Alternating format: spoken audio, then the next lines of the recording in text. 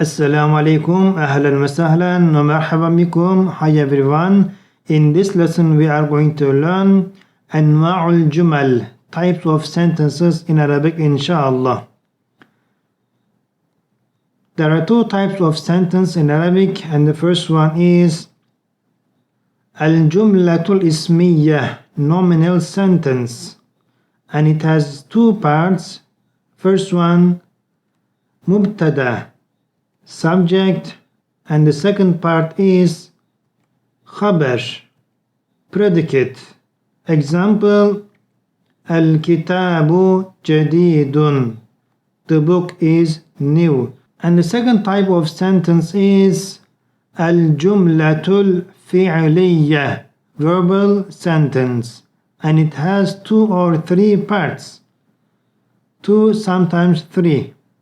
The first part is فعل, verb.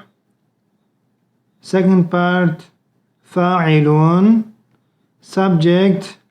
And the third one is مفعول, object. Example, يقرأ أحمد الكتاب. Ahmed is reading book. Now we are going to start explaining from the first one. الجملة الاسمية, nominal sentence. Nominal sentence where the sentence starts with a noun or pronoun. The nominal sentence consists of two parts. المبتدأ, subject. It is a noun which you want to say something about. It could be a noun, pronoun, or noun phrase. And the second part is الخبر, predicate.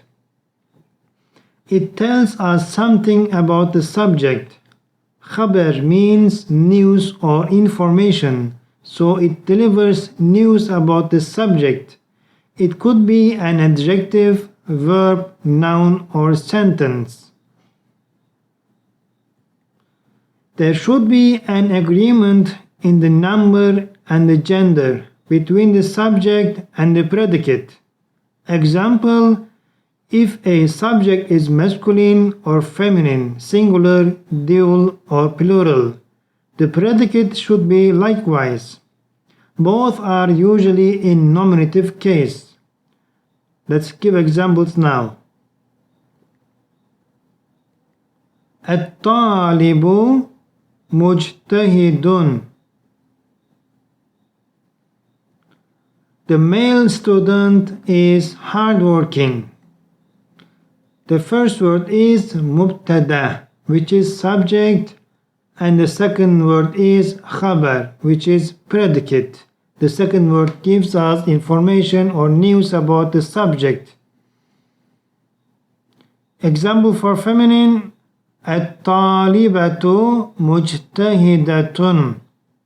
The female student is hardworking. And the first word is مبتدأ, and again the second word is خبر.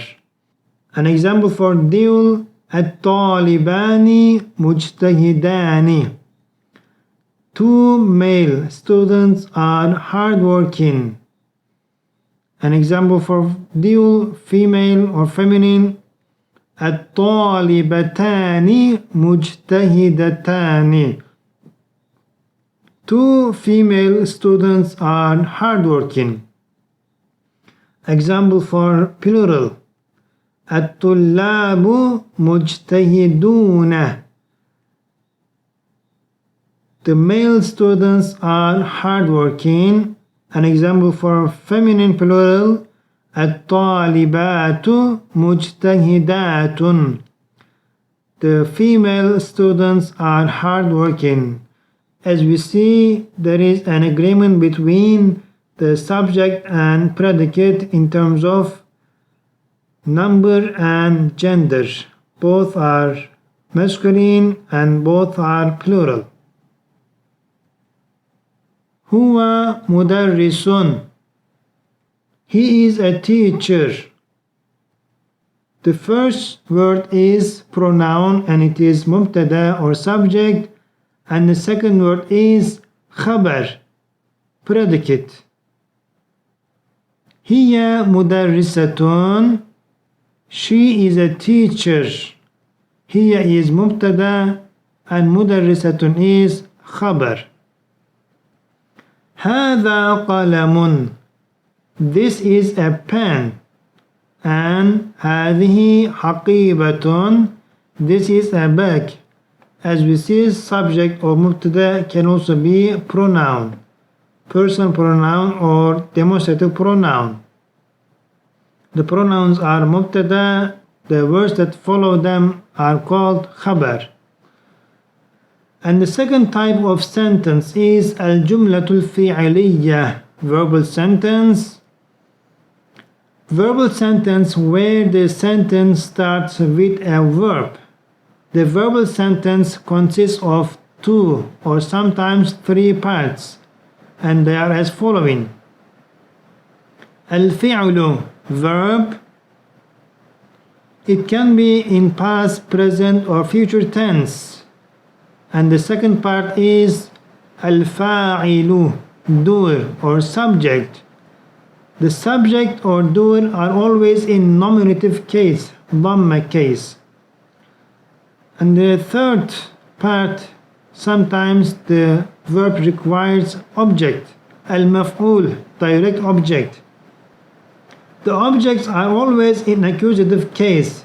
The verbs that require object is called الفعل المتعدي, transitive verb, and the verbs that do not require verb is called الفعل اللازم, intransitive verb. Now let's give examples.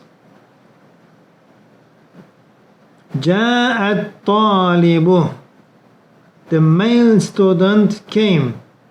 جاء is فعل, verb, and الطالب فاعل, the doer or subject. ذهبت البنت. The girl went.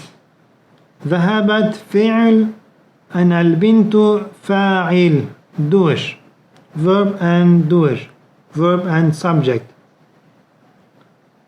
And this type of verb is called الفعل اللازم, intransitive verb, which does not need an object. يجلس أحمد. Ahmed is sitting. تضحك زينب. Zainab is laughing. And also this type is also الفعل اللازم, intransitive verb, which also does not need an object. يقرأ أحمد الكتاب. Ahmed is reading book. يقرأ is verb, فعل, in present tense.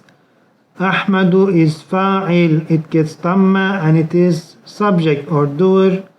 الكتاب, it gets فتحة, must be مفعول or object. أخذت الطالبة القلم. The female student took the pen.